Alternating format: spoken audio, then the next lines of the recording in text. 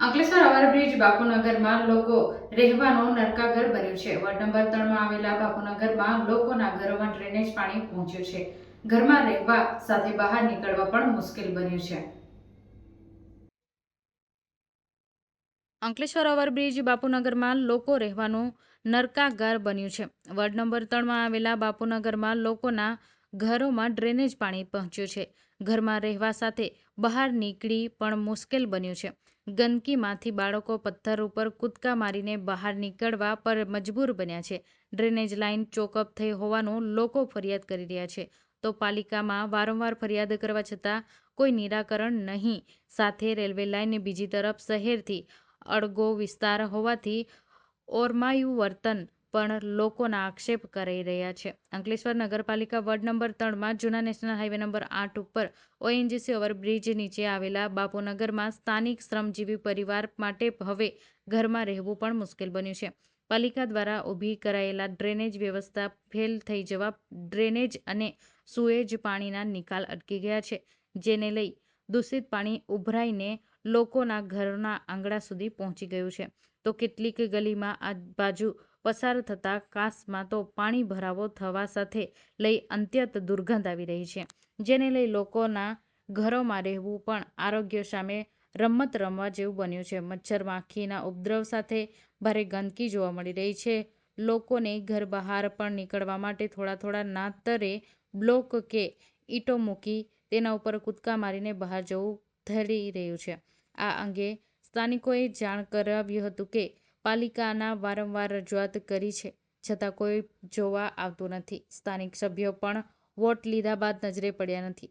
અસહ્ય ગંદકી વચ્ચે રહેવા અમે મજબૂર છે, ત્યારે ડ્રેનેજ લાઇન તેમજ સુએજ પાણીનો નિકાલ યોગ્ય રીતે પાલિકા દ્વારા નહીં કરવામાં આવે તો આગામી દિવસમાં આ ગંદકી પાલિકા કચેરીના ઠાલવીશું।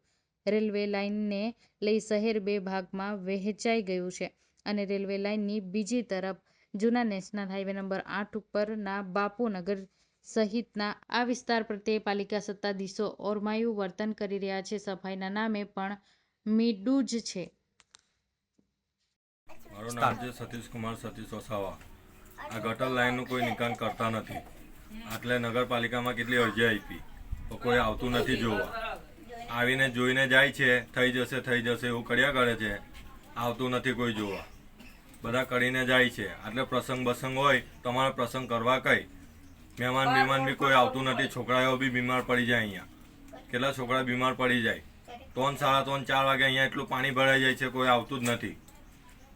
મહેમાનો બી નથી આવતા। કોઈ રજૂઆત કરી તમે? રજૂઆત કેટલી વખત કરી, નગરપાલિકામાં બી જઈને આવ્યા અમે, કાલે આવશું આજે આવશું, પણ કોઈ કરતા નથી। કેટલા સમયથી રજૂઆત કરી? રજૂઆત કરીને 3-4 વખત રજૂઆત કરી અમે।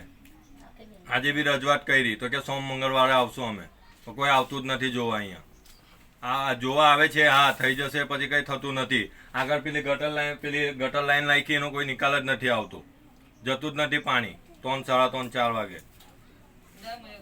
ઓકે, હા, શું નામ તમારું? મારું નામ કુસુમબેન સંજયભાઈ ઓડ। હા, ક્યાં રહેવાનું? ઓવરબ્રિજ બાપુનગર અંકલેશ્વર। શું સમસ્યા છે ઘરે? આ ગલીમાં ઓવરબ્રિજ બાપુનગરમાં પાણી ભરાય, કોઈ જોવા પણ આવતું નથી। અહીંયા આગળ નાના છોકરા છે।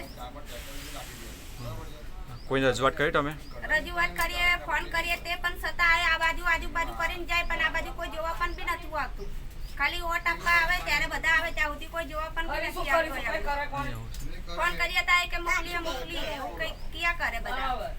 અને ચોમાસા જેવું પાણી ભરે જાય, છોકરા રમે નહીં રમે, માંદા પણ બી થઈ જાય, તે બી કોઈ જોવાની કેટલી વાર ફોન કર્યો અમે લોકોએ।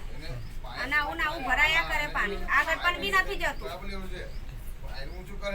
મારું કૈલાસબેન। હા, ક્યાં રહેવાનું છે તમારે? ઓવરબ્રિજ બાપુનગર। હા, શું તકલીફ છે એ ગાડી? આ બધી ગંદકી, પાણીની ગંદકી છે। પાણી આવે, હમણાં બી આવું છે, અને હમણાં 3 વાગ્યે પાણી આવશે ને તે છે બાયણામાં અંદર આ પાળીઓ કરી જો પાણી ઘૂસી જાય એટલે તો પાળી કરી અહીં કરી, આ બધે ઠેક પાળી કરી। કેટલા સમયથી આવું છે? આ 6-7 વર્ષ થઈ ગયા। તમે કોઈને રજૂઆત કરી છે? કઈ નથી આવતા, કોઈ જોવા નહીં આવતા।